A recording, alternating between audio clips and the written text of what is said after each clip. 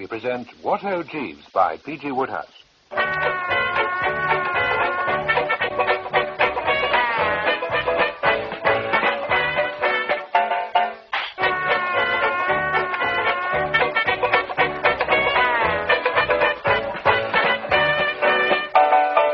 Starring Michael Hordern as Jeeves, Richard Bryars as Bertie Wooster, and James Villiers as Esmond Haddock.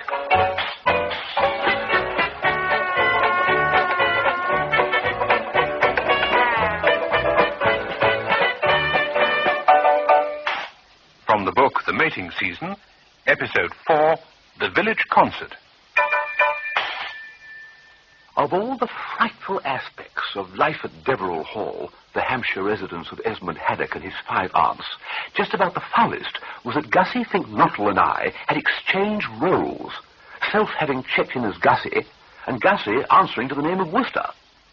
As a result, we lived in constant fear that at any moment my Aunt Agatha or Gussie's fiancée, Madeline Bassett, would arrive, tear off our whiskers, and denounce us. And indeed, the day prior to the King's Deverill village concert had been almost entirely taken up with various schemes and ruses to prevent just such a disaster. In order to get Aunt Agatha to postpone a proposed visit to Deverill, Jeeves had persuaded my cousin Thomas to run away from school without leaving a forwarding address and come to stay at the vicarage with Corky Pirbright. Meanwhile, Corky's brother, Catsmeat, and I had separately hot-footed it up to Wimbledon Common to allay the suspicions of the Bassett, who had threatened to blow in to see what Gussie was up to. And as Catsmeat had shot off from there in my car without waiting for me, it was not until fairly late on the Thursday morning that I at last got back to Deverill, feeling as I tottered off the train as if I'd been glued to the carriage seat since early boyhood. The first person I saw buying motion picture magazines at the bookstall was my repulsive, carroty-haired cousin, Thomas. Oh, hello, young Foss. So you've got here all right? Frank, you look like something the cat brought in. So would you if you'd been travelling half the night in a milk train. No, I wouldn't. Yes, you would, you supercilious little squirt, swanking about the place as if you bought it. Out of my way. Ow! That hurt! Good. Yoo-hoo, Bertie! Oh, hello, Corky. Hang on. Where did you spring from, moon of my delight? Did you see what was in the station? I did. Jeeves delivered him as per memo last night. Yes, he told me. Poor Uncle Sidney wasn't too happy, I'm afraid. But I think it's good for a clergyman to have these trials, don't you?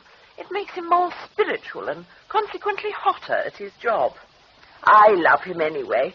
What a sympathetic, sweet-natured boy he is, Bertie. You were speaking of my cousin Thomas? Yes, he's so loyal.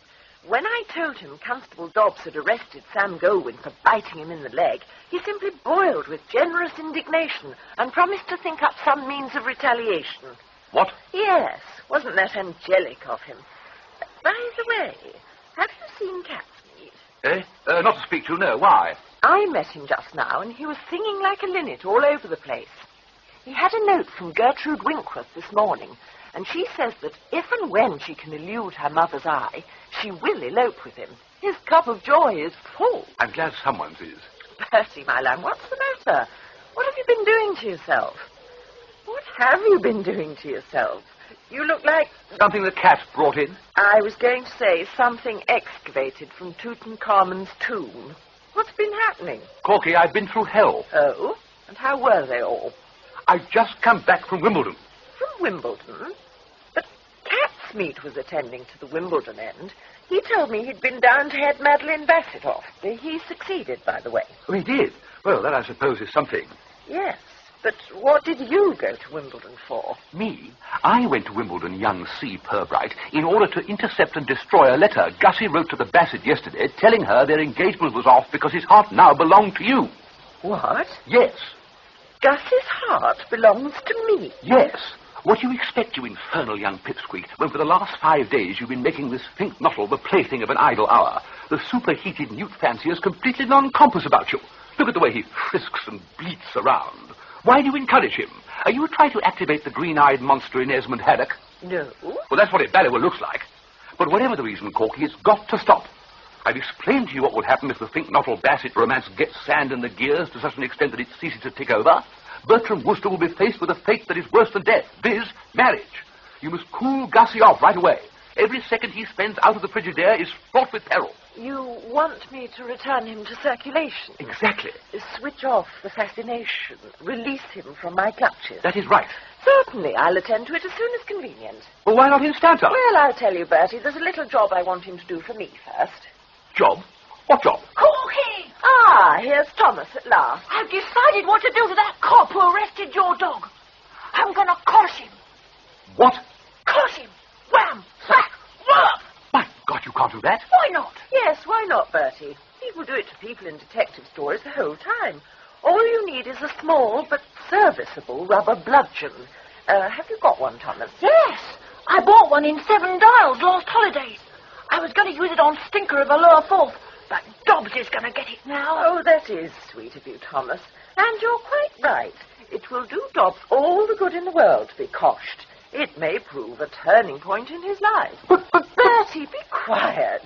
Come on now, Thomas. Hop in. It's time to go. All right. Here, my poor man. Don't spend it on drink. Ow! Corky, Yes? what job? I beg your pardon? What job do you want Gussie to do for you? Oh, it wouldn't interest you, Bertie. Just a trivial little job about the place. Cheerio. See you at the concert tonight. Corky! Cheerio, Bertie.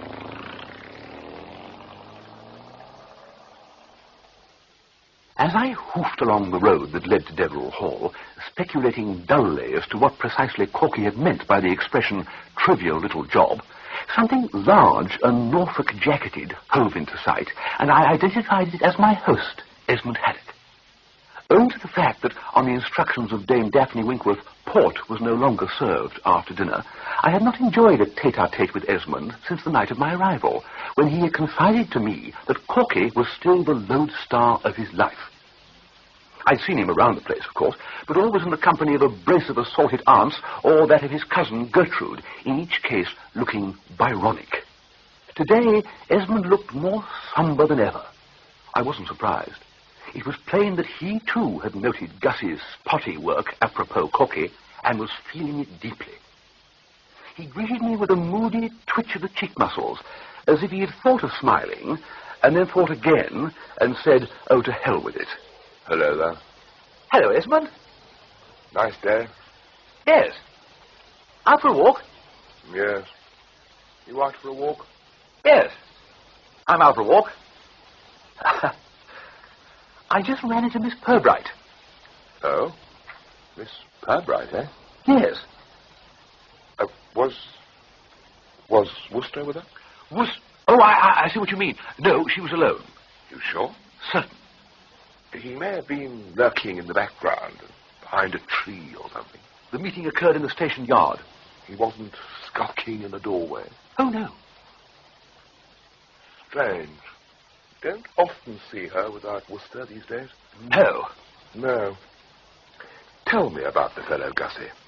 Is he a friend of yours? Oh, yes. Known him long? We were at school together. I suppose he was a pretty loathsome boy, the pariah of the establishment. Oh, no.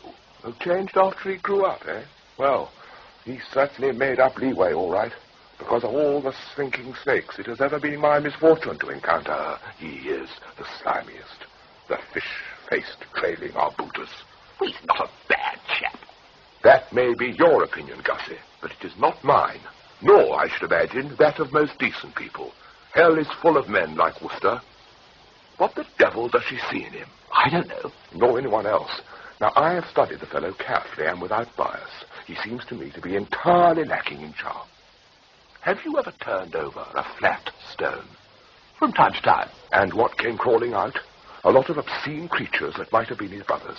I tell you, Gussie, if you were to put a bit of gorgonzola on the slide of a microscope and tell me to take a look, the first thing I'd say on getting it focused would be, why, hello, Wooster.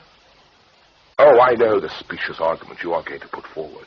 You are going to say it's not Wooster's fault that he looks like a slightly enlarged cheese mite. Very true. One strives to be fair, but it's not only the man's revolting appearance that distresses the better element. He is a menace to the community. Oh, come. What do you mean, oh, come? You heard what my Aunt Daphne was telling us the other night? about this ghastly Wooster's perpetually stealing policemen's helmets? Well, not perpetually, just a treat on boat race night. I don't like the way you stick up for the fellow, Gussie. You probably consider you're being broad-minded, but you want to be very careful how you let that so-called broad-mindedness grow on you. It's apt to become mere moral myopia.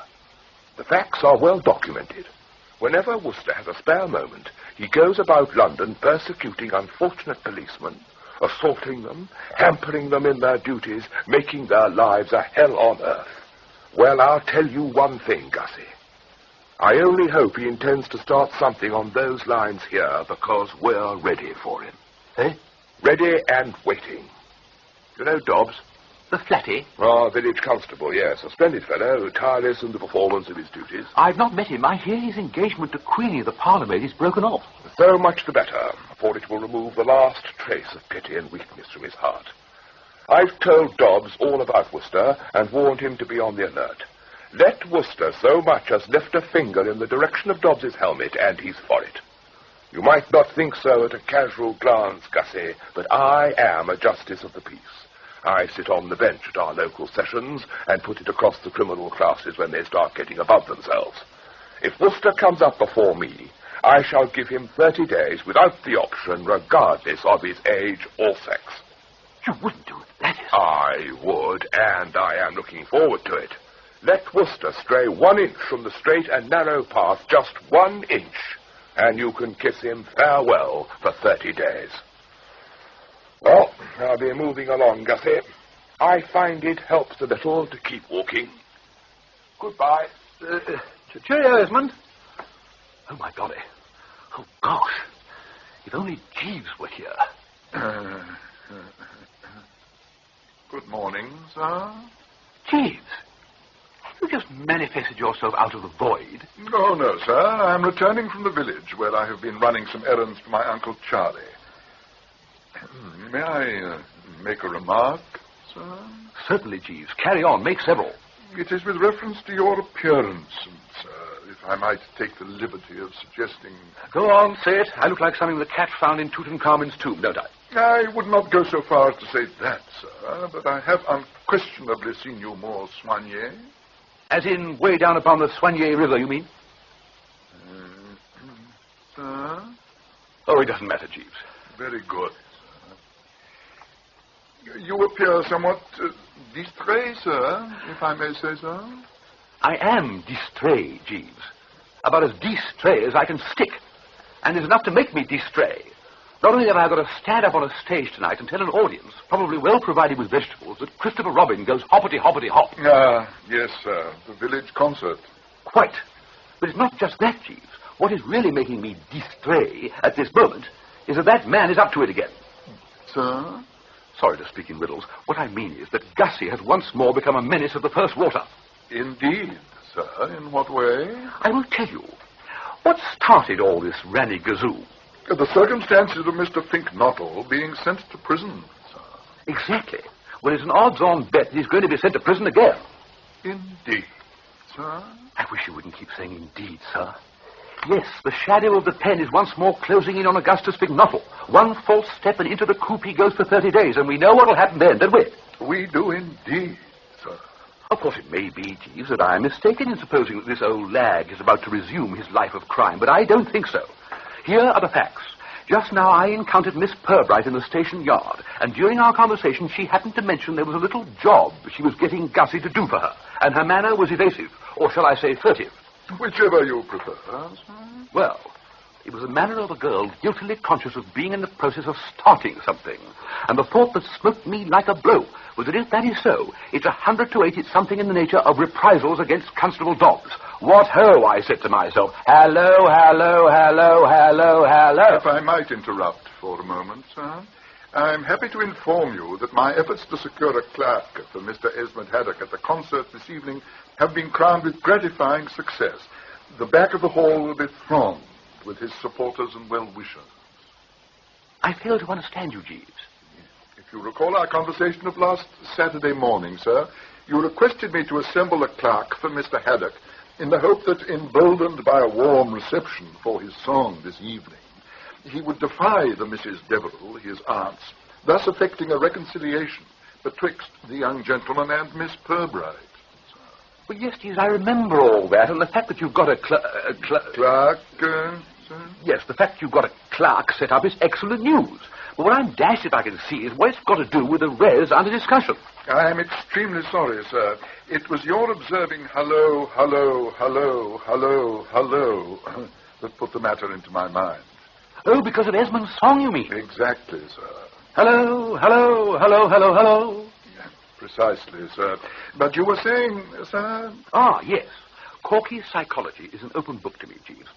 Even in the distant days when she wore rompers and had a tooth missing in front, hers was always a fiery and impulsive nature, quick to resent anything in the shape of umpus bumpus. And it is inevitably as umpus bumpus that she would have classed the zealous officer's recent arrest of her dog. The unfortunate hound is languishing in a dungeon with gyves upon his wrists, and a girl of her spirit is not likely to accept such state of things supinely. No, sir. You're right, no, sir. Corky is planning direct action against Constable Dobbs, taking we cannot say what form, and it seems only too sickeningly certain that Gussie, whom it is so imperative to keep from getting embroiled again with the force, is going to lend himself as an instrument to her sinister designs. And here's something that'll make you say, indeed, sir. I've just been talking to Esmond Haddock, and he turns out to be a J.P. Indeed, sir? Yes, Jeeves. He has the powers of the high, the middle, and the low justice in King's Deverill, and is consequently in a position to give anyone 30 days without the option as soon as look at them. And once more he has taken a violent dislike to Gussie, and told me in so many words that it is his dearest wish to see the derbies clapped on him. Try that one on your pianola.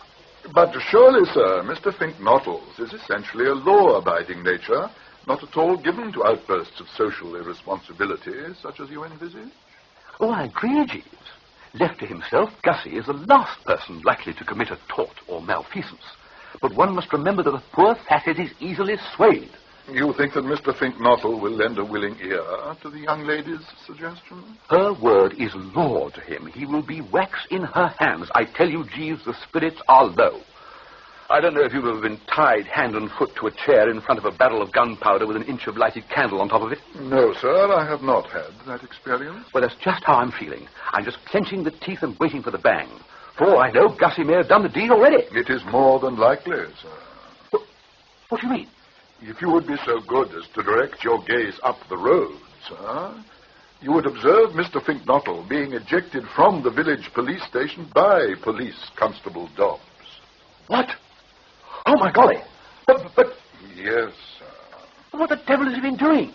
I could not say, sir, but I would hazard the guess that the young gentleman has provoked the officer in some way, as the latter undoubtedly has the look of a man who has recently passed through some testing emotional experience. Gussie? Hey? Oh, hello, Bertie. Hello. Hello, Jeeves. Good morning, sir. Gussie, what is all this? Oh, that was Constable Dobbs. So I deduced. From the uniform, no doubt. That and the helmet. Quite, I see. Quite, I see. Quite, I see. Gussie, snap out of it. What? Oh, yes. Quite, I see. Quite, I see. Gussie, what the blazes have you been up to? Bertie, you have frequently been in the hands of the police, haven't you? Oh, frequently. Once. It is a ghastly experience, is it not? Your whole life seems to rise before you. By Jove, I could do with a drink of orange juice. Orange juice? Yes. Gussie, for the last time, will you kindly explain what's been going on in that Valley police station? What were you doing? Oh, me? Yes, you. Oh, I was strewing frogs.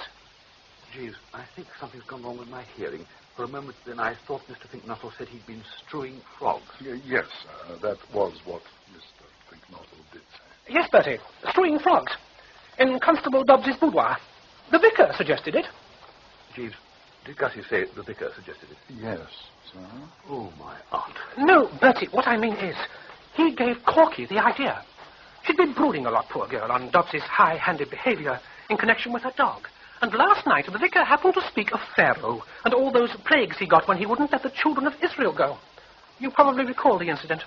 Well, it occurred to Corky that if Dobbs were visited by a plague of frogs, he might let Sam Goldwyn go. So she asked me to look in at his cottage and attend to the matter. Of course, a plague of lice would have been even more effective, but lice are hard to come by, whereas you can find frogs in any hedgerow. And what happened? Dobbs caught you? Fortunately, no. He came in about half a minute too late. I had bided my time, and having ascertained that the cottage was empty, I went in and distributed my frogs. And he appeared from somewhere around the corner? Exactly. It was a most embarrassing moment. I didn't quite know how to begin the conversation. Eventually I said, "Oh, hello, there you are." And he stared at the frogs for some time, and then he said, "What's all this?" They were hopping about a bit. You know how frogs hop. Hither and thither, you mean? That's right, hither and thither. Well, I kept my presence of mind. I said, "What's all what, officer?" And he said, "All these frogs." And I said, "Ah, yes, there do seem to be quite a few frogs in here. You are fond of them?" He then asked if these frogs were my doing. And I said, "In what sense do you use the word doing, officer?" And he said, "Did you bring these frogs in here?" Well, then I'm afraid I willfully misled him, for I said no. It went against the grain to tell a deliberate falsehood, of course. But I do think there are times when one is justified. Get on! You bustle me so, Bertie. Where was I? Oh, yes. I said no. I couldn't account for their presence in any way. I said it was just one of those things we should never be able to understand. Probably, I said, we were not meant to understand. And, of course, he could prove nothing. I think he must have appreciated this, for all he did was mutter something about it being a very serious offence to bring frogs into a police station. And I said, I suppose it was. And what a pity, one could never hope to catch the fellow who'd done it. And then he asked me what I was doing there. And I said I had come to ask him to release Sam Goldwyn. And he said he wouldn't because he'd now established that the bite Sam had given him was his second bite. The first, of course, having been at Silversmith the butler, your uncle, Jeeves. Precisely. So then I said, "Oh, well then, I think I'll be going." And I went. He came with me, as you saw, growling under his breath. I can't say I liked the man. His manner's bad, brusque, abrupt. Not at all the sort of chap likely to win friends and influence people. Now, I suppose I had better be getting along and reporting to Corky. That stuff about the second bite will worry her, I'm afraid. Well, cheerio, Bertie. Cheerio, Jeeves. Good morning, sir. Jeeves, Sir? how is it that a super goof like Gussie has managed to go through life all this while without fetching up in some loony bin? I could not say, sir. You would have thought that some such establishment as Coney Hatch, with its talent scouts out all over the place, would have snapped him up years ago, wouldn't you? Yes, sir. Would you wish me to speak a word to Mr. Fink-Nottle, sir, warning him of the inadvisability of doing anything further of a rash nature? I'd say yes, that's an idea. There's nothing I'd like better, Jeeves. He might listen to you. Very good, sir. Then I shall proceed to the vicarage as soon as I have delivered these small purchases to my Uncle Charlie. Right-ho. Oh, and Jeeves, one other thing, most important. When at the vicarage, get in touch with young Thoss and remove from his possession a cosh or rubber bludgeon which he has managed to acquire. He speaks freely of beaning Constable Dobbs with it. So choke it out of him, will you? I shan't be easy in my mind till I know you've got it. Certainly, sir. I will give the matter my attention. Thank you, Jeeves. It's a black business, isn't it? Extremely, sir. I don't know when I've come across a blacker. Very, very murky everything is. With perhaps the exception of the affairs of Mr. Purbright, sir. Ah, yes, cat's meat. I was informed of his lucky strike. His hat's on the side of his head, they tell me. It was distinctly in that position when I last saw him, sir. He was playing gin rummy in the servants' hall with Queenie the parlour-maid in an attempt to raise the poor girl's spirits. It was positively jocular. I fear, sir, that Mr. Purbright does not make an entirely convincing gentleman's personal gentleman. Well, as long as he answers to the name of Meadows and doesn't give the game away, let him be as rollicking as he likes, say I. He at least has speared the happy ending, and that's one ray of light we can chalk up. Yes, sir. And you say the village toughs are going to rally round Mr. Haddock this evening? In impressive numbers, sir. Well, dash it, that's 2 rays of light. And if you can talk Gussie out of making an ass of himself again, that'll be 3. We're getting on, Jeeves. We mustn't lose heart. Exceedingly true, sir. No, Jeeves, we mustn't lose heart. And on that optimistic note, we parted. He to proceed directly to the servants' quarters of the hall, I to sneak through the grounds so as to avoid prowling aunts. From time to time, as I slunk from bush to bush, I could hear them baying in the distance. But I wasn't spotted, and it was with something approaching a tra-la on my lips that I passed through the front door into the hall, only to find Bing, right in the middle of the fairway, arranging flowers at a table, Catsmeat's future mother-in-law and the Bassett's godmother, Dame Daphne Winkworth, no less. Well, I suppose Napoleon or Attila the Hun or one of those fellows would have just waved a hand and said, "Aha there," and hurried on, but the feat was beyond me. Even at the best of times, this female 20-minute egg put the wind up me pretty vertically, and she was now looking about 10 degrees more forbidding than usual. Her eye, swivelling round, stopped me like a bullet, and it was as much as I could do to stand on one leg and dash a bead of perspiration from the brow. The wedding guest, if you remember, had the same trouble with the ancient mariner. Ah, there you are, Augustus. Yes. I had no time to ask you last night. Have you written to Madeline? Yes, rather. I hope you were properly apologetic for having taken so long about it. Rather, yes. And why are you looking as if you had slept in your clothes? Well, as a matter of fact, I did. I ran up to Wimbledon last night on the milk train to see Madeline, don't you know? Oh, my dear boy. Oh, no. You know how it is.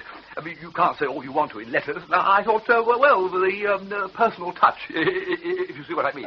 Oh, Augustus. I think it was a good move. It was indeed. It is just the sort of thing that would appeal to Madeline's romantic nature. Why, you are quite a Romeo, Augustus. In the milk train. You must have been traveling all night. Pretty well. Oh, you poor boy. I can see you're worn out. I will ring for Silversmith to bring you some orange juice. Oh, thanks.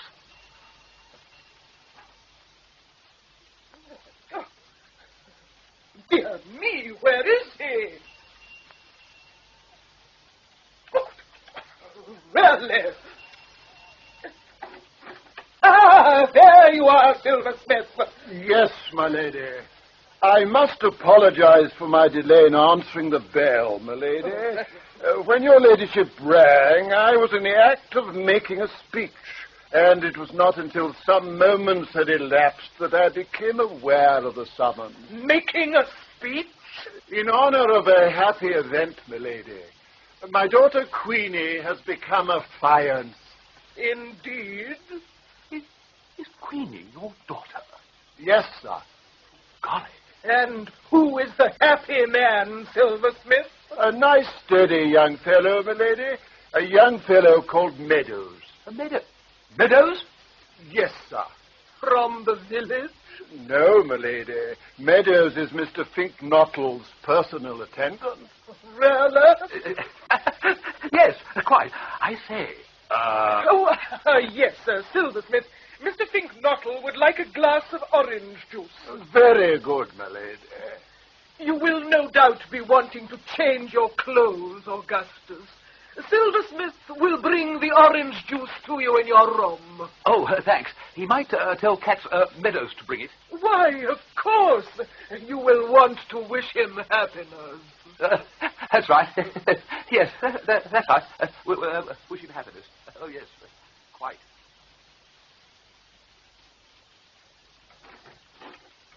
Hello, Bertie.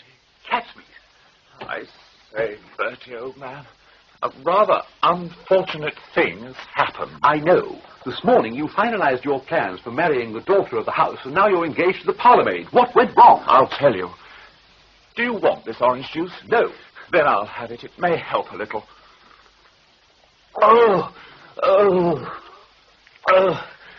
When you're ready, cat's meat. Oh, yes. It all comes of letting that Dickens spirit creep over you, Bertie. The advice I give to every young man starting life is never get Dickensy. You remember I told you that for some days I've been bursting with a sort of yeasty benevolence. This morning it came to a head. I'd had Gertrude's note saying she would elope with me, and I was just a solid chunk of sweetness and light. And with these sentiments fizzing about inside me, with the milk of human kindness sloshing up against my back teeth, I wandered into the servants' hall and found Queenie still mourning her broken engagement to Dobbs. You decided to cheer her up? Exactly. I suggested a game of gin rummy, and we played for a while, but the poor girl's mind was clearly elsewhere. Suddenly she burst into tears. My heart bled profusely, Bertie. I said, there. I took her hand and patted it, but still she didn't stop. And then, as I didn't seem to be making any headway, almost unconsciously I drew her onto my knee and put my arm around her waist and started kissing her, like a brother. Don't say, Bertie. It was only what Sir Galahad or someone like that would have done in my place. Pretty square behavior, I should have thought. Nevertheless, I wish I hadn't yielded to the kindly impulse. I regret it sincerely, because at that moment, Silversmith came in, and what do you think? He's her father. I know. You seem to know everything. I do. Well, there's one thing you don't know, and that is that he was accompanied by Gertrude. Gosh. Yes. The manner on beholding, he was a bit reserved. Silversmith, on the other hand, wasn't. He looked like a minor prophet without a beard, suddenly confronted with the sins of the people, and started in immediately to thunder denunciations. There are fathers who know how to set about an erring daughter, and fathers who do not. Silversmith is one of the former. Then, in a sort of dream, I heard Queenie telling him we were engaged. She has since informed me that it seemed to her the only way out. It did, of course, momentarily ease the strain. But how did Gertrude appear to take it? Not very blithely. I just had a note from her cancelling our arrangements. Oh, Bertie, you see before you a spent egg, a man in whom all hope is dead. You don't happen to have any cyanide about you? Not a drop. I was afraid you wouldn't. Oh. And on top of all this, I've got to put on a green beard and play Mike in a patter-Mike knockabout crosstalk act at this blasted village concert. Oh, Lord, yes. A blasted village concert.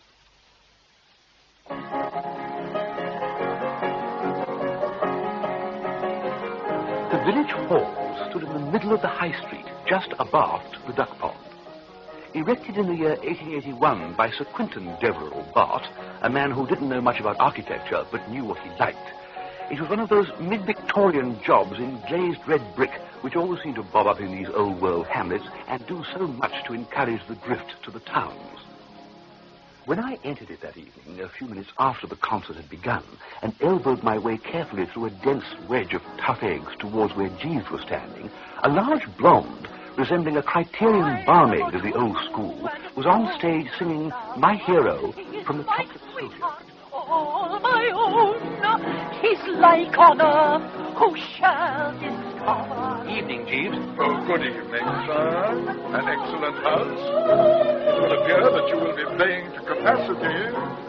Quite, but I'd really rather not think about it, if you don't mind. Have you examined the faces of these standees? No, sir, I have not. Well, I have, Jeeves. I came in, hoping to detect some traces of ruth and pity and what is known as kind indulgence, don't you know? Not a glimmer. No, sir? No, Jeeves. These are stern, implacable men, utterly incapable of taking the broad, charitable view and realizing that a fellow who comes on a platform and starts reciting about Christopher Robin saying his prayers doesn't do so from sheer wantonness, but because he is a helpless victim of circumstances beyond his control. Sorry to hear that, sir. Nevertheless, if I may express my own opinion, the gentlemen are behaving with considerable restraint at this present moment. True, Jeeves, true. I've always ranked My Hero next after the Yeoman's Wedding Song as a standee rouser. Perhaps these splendid fellows don't war on women. It would appear not, sir. I say, who is this blighted songbird? You've got a bill of fare there, I see. Miss Muriel Kegley-Bassett. Oh, yes, Porky was moaning about the Kegley-Bassington clan the other day. The program's stiff with them, I understand. The family is well represented, certainly, sir. How many exactly? Well, sir, apart from Miss Muriel Kegley-Bassington solo, we can look forward to Duologue, a pair of lunatics, Colonel and Mrs. R.P. Kegley-Bassington, Imitations, Watkin Kegley-Bassington, Card Tricks, Percival Kegley-Bassington, Rhythmic Dance, Miss Poppy Kegley-Bassington, and Recitation, Master George Kegley-Bassington. I see. Well, Master George, I absolve from blame, but I strongly suspect that he, like me, has been thrust into this painful position by force majeure, and would be equally willing to make a cash settlement. But the rest, Jeeves, my word, what a screw!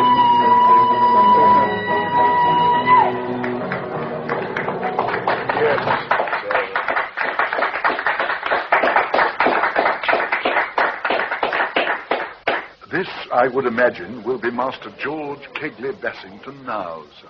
Oh, you're right, Jeeves.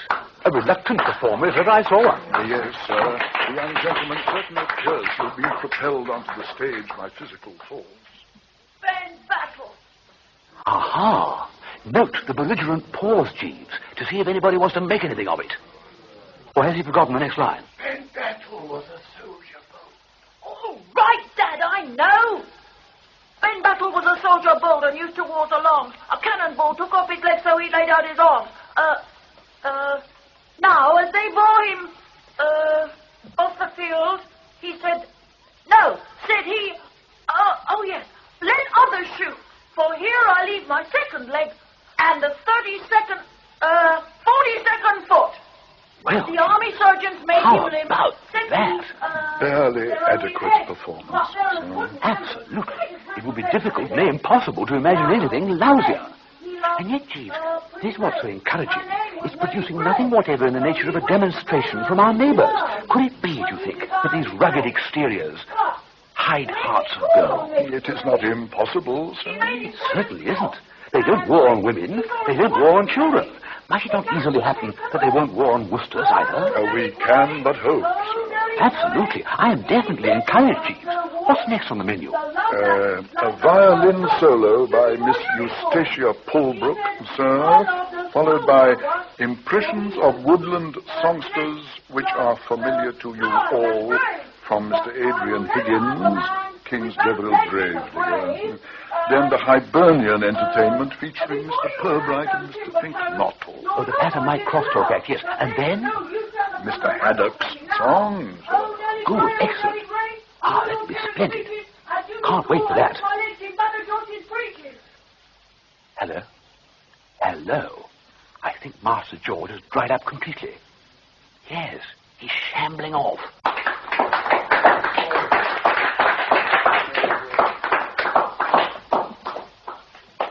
Whew. Well, perhaps the worst of the Kegley-Bassington offensive is behind us now, Jeeves. What's next, did you say? Miss Eustacia Pulbrook, sir. A violin solo. Right-ho. Clench the teeth, then, Jeeves. Clench the teeth.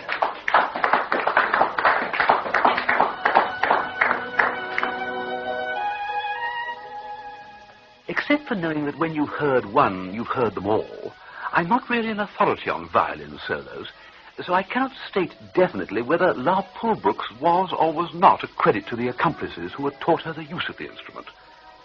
It was loud in spots, and less loud in other spots, and it had that quality which I have noticed in all violin solos, of seeming to last much longer than it actually did.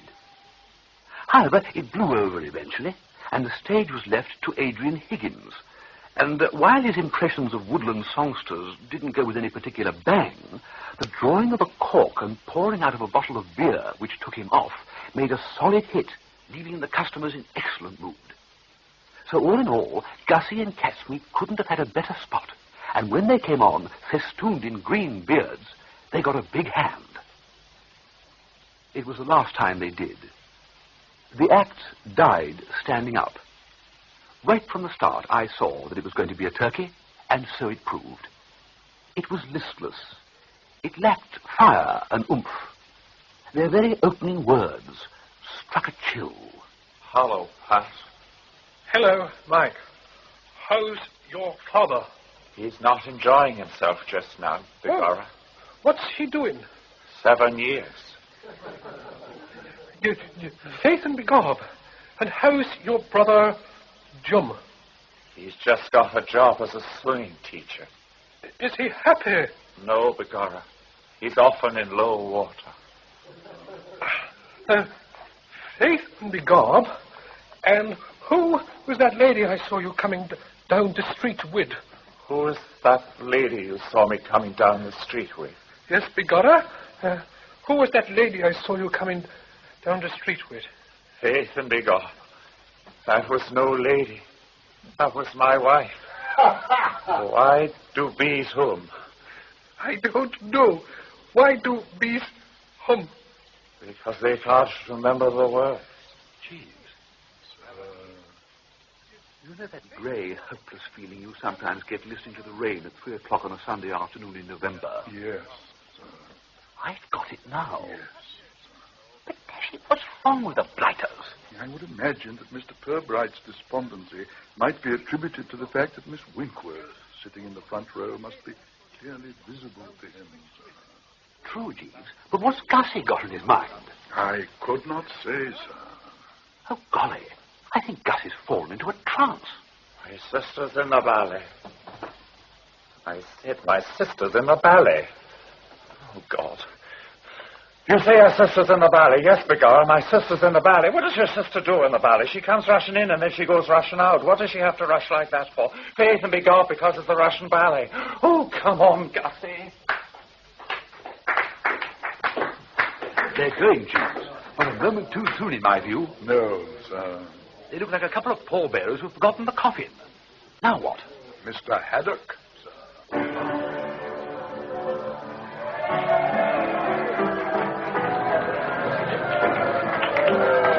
He looks terrific, Jeeves. Full hunting costume. This is more like it. Undoubtedly, sir. Your flat's working beautifully. Righto, Esmond, we've done our bit. Now it's up to you to deliver the goods.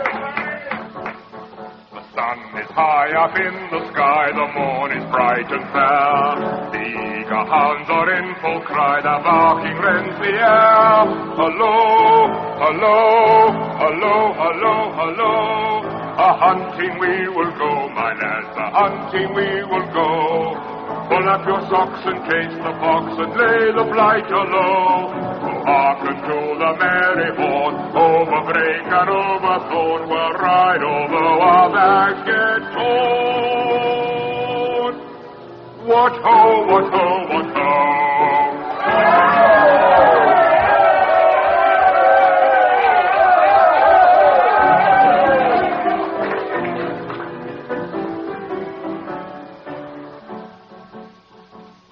As rain or trees or fields so green, the hounds begin to bay.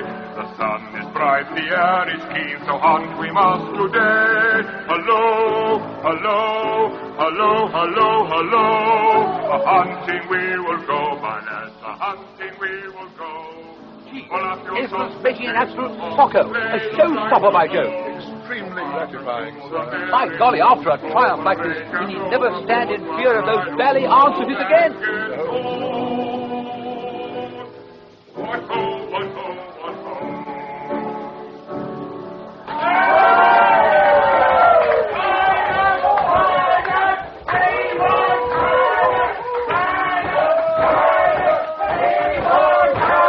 He's coming back, Jeeves.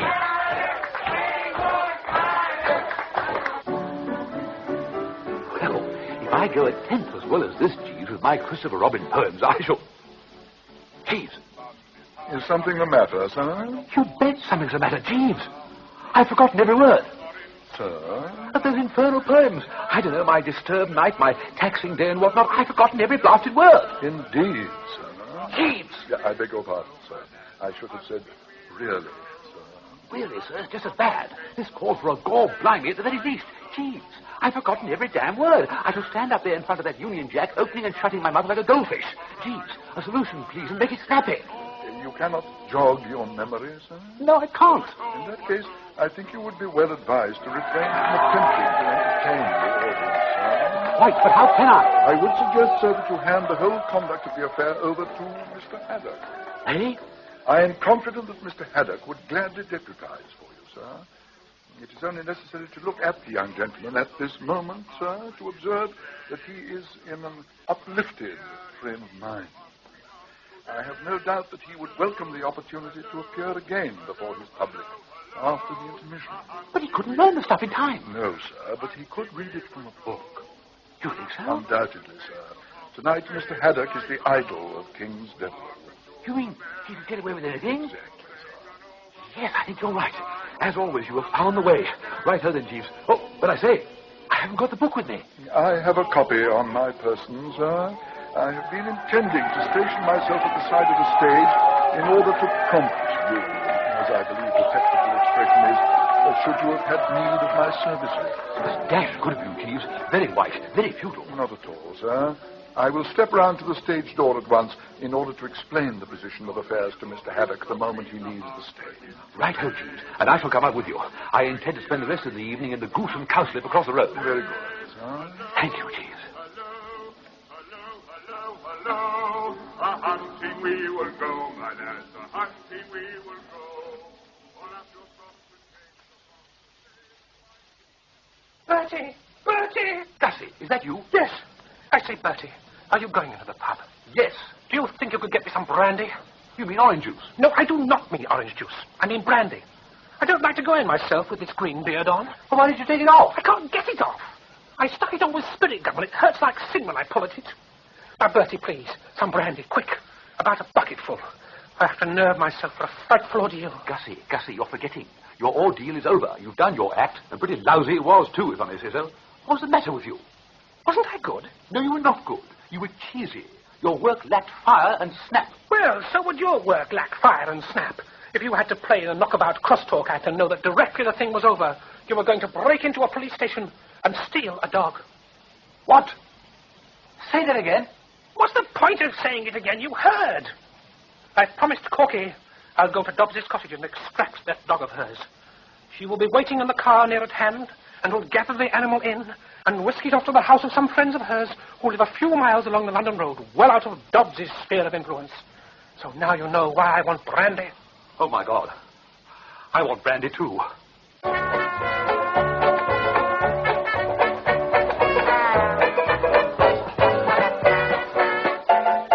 In that episode, the parts were played as follows. Jeeves, Michael Hordern, Bertie, Richard Bryars, Esmond Haddock, James Villiers, Corky Pirbright, Joe Kendall, Catsmeet Pirbright, Kenneth Fortescue, Gussie Fink-Nottle, David Valler, Dame Daphne Winkworth, Miriam Margulies, Cousin Thomas, Muriel Kegley-Bassington, and Master George Kegley-Bassington, Denise Breyer, silversmith John Dunbar. The piano at the village concert was played by John Gould, who also wrote the song A Hunting We Will Go. The episode was adapted for radio by Chris Miller from the book The Mating Season by P.G. Wodehouse.